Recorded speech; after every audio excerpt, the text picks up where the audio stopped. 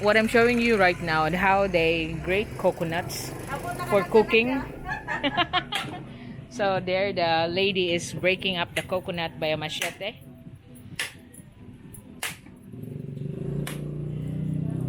So this is already the adult coconut, so it's quite hard but got more flesh.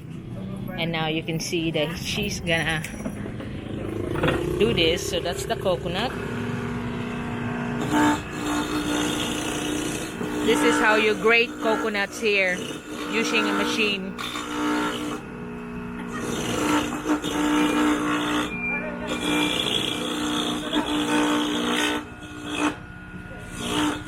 Pila sa dang pakuan sa lubi, ma'am?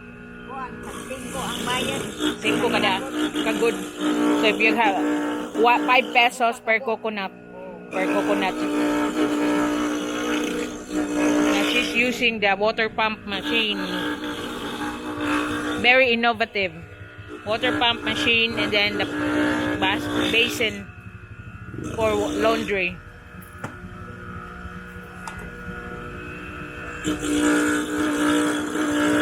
So you pay 5 pesos per coconut. It's faster than doing it manually. But the Loy can also do it so fast.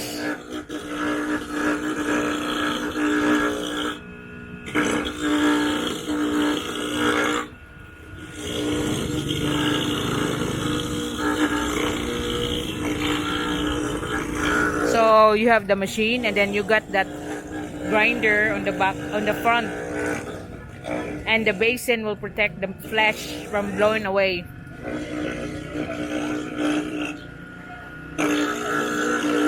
So also be careful that you're not grinding the actual shell. Yes, lagi, and also your fingers. Look at her.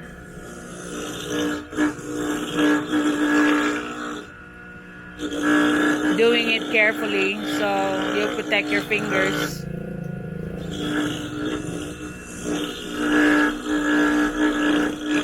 So this is now our modern way of grinding coconuts here in the Philippines. And that's the customer waiting. Iyaha ang lubi. Og imo pang lubi, ma'am. So if you have to buy the coconuts from her, the whole package will be 25 to 30 because it depends on the size of the coconut. So that's the last one now.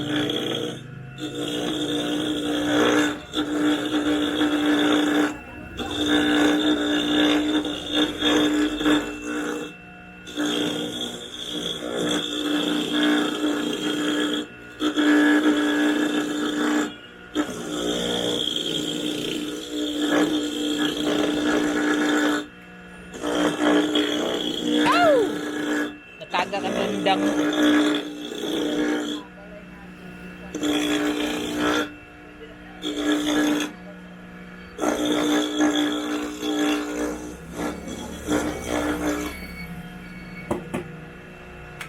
It's done. Then I'm gonna put it on the plastic bag of the owner. Ice nga mineral. Ay, wa inawa. So that's the grinded coconut.